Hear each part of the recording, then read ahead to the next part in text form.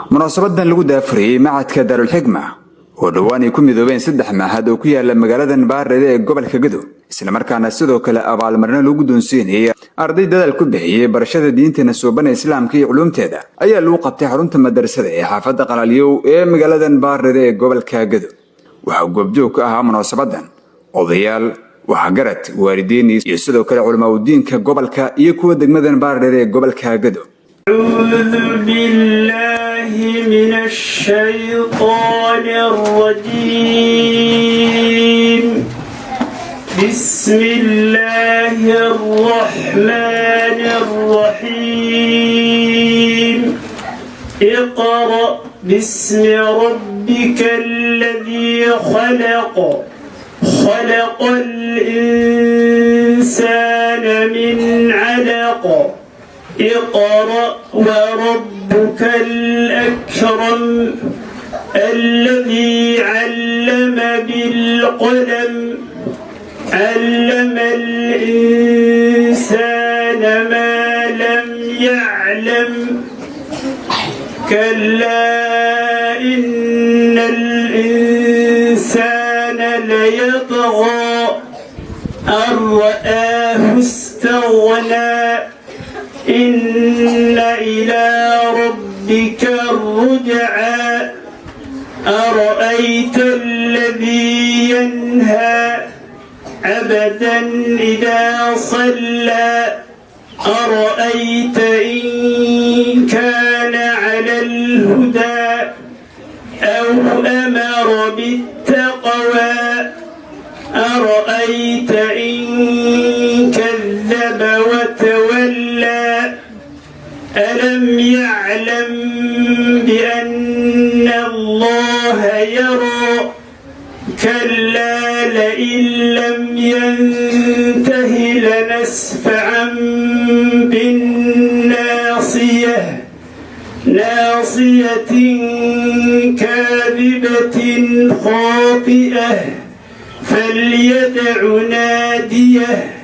سندع الزبانية كلا لا تطعه واسجد واقترب maamulka macadkan oo horeyn munaasabada ka hadlay ayaa ka warbixiyay hadafkooda mustaqbalka dhow bulshada degan aagan waxa uu guntaday oo u istaagay macallimiinta madrasada waalidiintuna way ku taakuleen way ku garab istaageen waxaan u malayn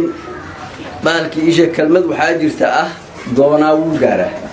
tabcadaana tuug ma ah waxaa weeye waan doonay waanan gaarnay haddana waan doonaynaa waan sii gaari doonaa insha allah biidnillaahi kariim waxaan leeyahay wax la xayeysiiyo waxaa ugu badan diinta islaamka xayeysiinta kaloo dhan macno badan ma samaynayso haddii madrasada waxay ka koobnayd saddex dugsi oo yar yar oo la isku soo daray bay ka koobnayd go'aankaasi markii aan gaarnay waxaa nala qaatay waalidiintii ardayda dhashay oo guddiya inta kaleba leh insha allahu raxmaan si mug leh oo wada jir leh ba waxaan u gadnay dhulkaan hadda maanta aan joogno 2024 bishii 6 baan u malaynahay marka waxa weeyaan lacag qaali ah oo laga bixiyay waqti sabku adag awgiis waalidiinta waxaan naga mahad celinaynaa garab istaagaya marka ficilka ay sameeyeen ilaahay ka ajirsiyo sidoo kale waxaan ugu xigtay madrasada dhismaheedii oo haddana maartay heer fiican hadda marayo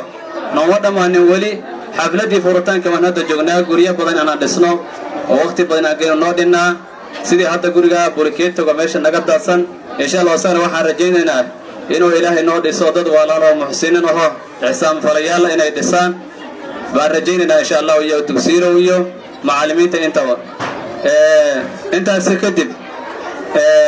waxyaalaha hadafkanaga hadda aan higsanayno ama aan tiigsanayno waxaa ka mid ah oon maaganahay insha Allah raxmaan madrasadu ma aha madrasa quraani kaliya qaybo badan bay ka kooban tahay quraanka kaliya ayaa dhowr qaybood ah qaybta xifdiga quraankii oo ardaydii quraanka dhamaysay team loo sameeyay quraanka ay ku xifdiyaan muddo ugu yaraan 2 sano oo kala ardayga si hadba kala carab culus yihiin inay quraanka xifdigiisa ku soo gabagabeeyaan sidoo kale xaflad aan u qabanno oo waxyaalaan hiigsanayno hadda aan jecelnahay insha Allah raxmaan inaan marno qaybaha kale qur-aanka tasxiixiisi iyo tajwiidkiisii oo gooni ah iyo qiraa'aadkiisii qaybaha hoose oo hinkaada iyo farbarka ayagana teemaan u samayna insha allahu raxmaan muddo ugu yaraan 6 bilood oo kale in ayagana ku soo dhisno qaybahaas waa qaybaha qur-aanka waxaa kaloo jiray qaybo kale oo culumta shareecadii oo kale ah sidii fiqhigii siiradii xadiidkii nabiga calayhi salaatu wasalaam iyo qaybaha kale luqada sidii luqada carabiga ah maartay insha allahu raxmaan iyo carabiyaadkii kale oo naxwihii iyo sarfigii qayb walbaba leh marka taa intaasna waa higsanaynaa waxyaalaha damacsannahay bay ka mid tahay insha allahu raxmaan waxaa kaloo rajaynaynaa insha allah oo hadda qalbiga noogu jiro ama aan hadda go-aanka nagu yahay inaan hergelino raabidadii madrasada aan ku xiranayn ama ilaah ku oran yahay taa iyadan inaan hergelina waa rajaynaa insha allahu raxmaan oo hawsheedii baan hadda ku jirnaa marka heerkaan heer ka fiican inaan gaarnoon horey u socona waan rajaynaynaa waa si haddii culammada noo sheegana waxaa layidhi gacmo wada jirba wax ku gooyaan haddii mucallimiin iyo waalidiin iyo arday intaba aan iska heshanno horumar fiican baan gaaraynaa dhammaan marti sharaftii ka hadashay munaasabadan oo ugu horeeyaan sheekh cabdiraxmaan axmed amiin al ansaari sheekh maxmed riyaal iyo sidoo kale odayaasha iyo waalidiinta ayaa ku bogaadiyey maamulkii macallimiinta daarulxikma dadaalka ay soo geliyeen macadkan aadka loo tayeeyey maralkan waxay ku saabsanaan kartaa ikhlaas horta in la helo macallinka inuu dadaalo uu ku dadaalo ammaanadan loo dhiibay inuu ka mara dhaliyo maxaa yeelay waxaa ku yar dadka dugsiyaalkii zamankan rag mujawidiin ahoo dadkii salaada tujiyo oo taraawiixii waa iska yaraadeen marka waxaa la rabaa dugsi inuu ka soo baxo nin mujawid oo xaafidul qur'aana oo qur-aanka dadka ku tujin karo inuu ka soo baxo xafladan waxay ku saabsan tahay sida boorkeeda uu yahay baa culimada ay soo agaasimeen oo u talagaleen qoritaankii madrasadan daarul xikma waxaan leenahay horta madrasada waxa weeye inay intaan soo gaarto oo waqtigan halkan ay soo gaarto nidaamkan quruxda badan dad baa juhdi ku bixiyey soo gaarsiiyey dad baa juhdi ku bixiyey oo soo gaarsiiyey dadka marka ayaga waxay mudan yihiin ilaahay ka mudan yihiin ilaahay waa ka abaalmarinaya ilaahay waa ka abaalmarinaya waxay bixiyeen oo qiimo ah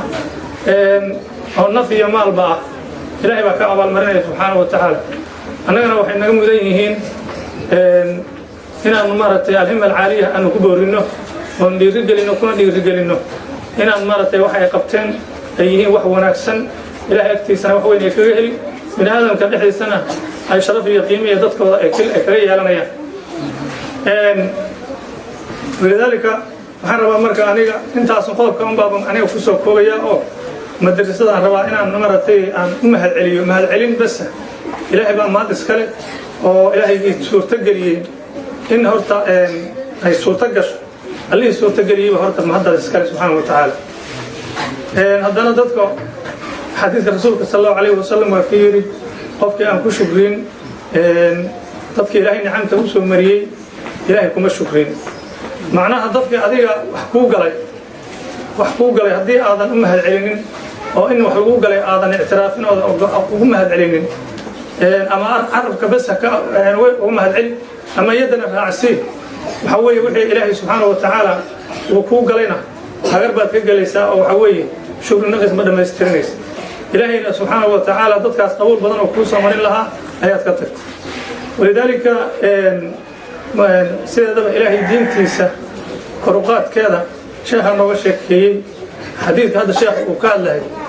macnaha waxa weeye waa xadiid qof kasta oo zamankan maanta jooga haddana baraarugsan oo dadku say u fakarayaan maanta jooga arkay marnaba uusan qalbigiisa uusan ka banaanaynin oo xadiidkaas uu ku soo dhacay siday dadku adduunyada ugu dadaalayaan oo ilaahay diintiisa iyo iimaankoodii ay ugu gadanayaan adduunye yar ay ugu gadanayaan waa wax aad iyo aad waa wax taagan weeyaan haddana qofku wuxuu ismoodahayaa isagoo saas ah inuu waa wanaag haddana uu ka shaqaynayo maxaa yeelay fasaadkii ayaa batay gaaladii ayaa maaragtay dhinacyo badan ummaddii ka soo gashay marka waalidiintaas iyo macallimiintaas iyo dadka afkaartaas maaragtay soo curiyey aad iyo aad maaragtay ay u mudan yihiin wax weyn oo maaragtay bogaadin ayay u mudan yihiin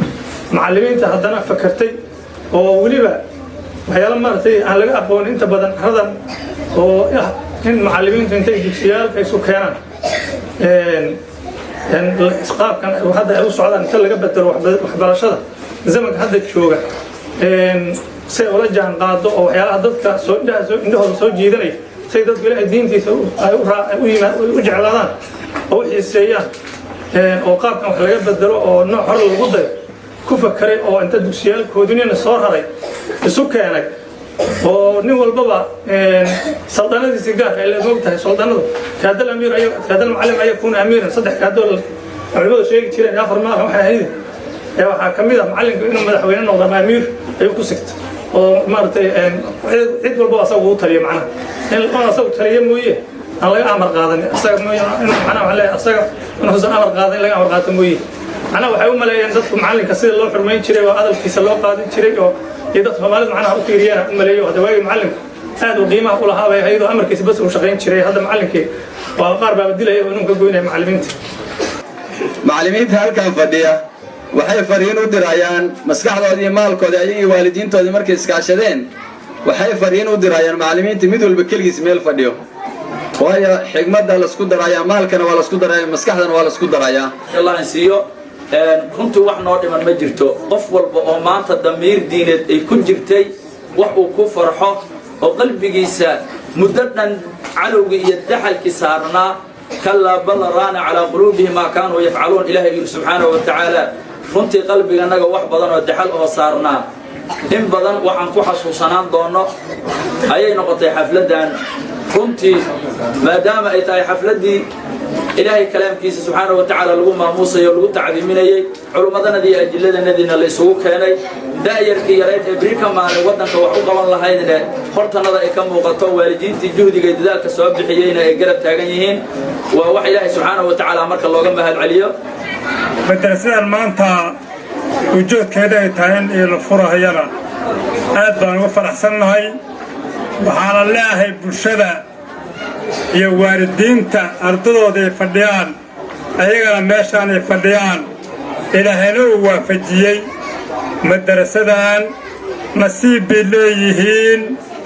ha xagsadeen nasiibkooda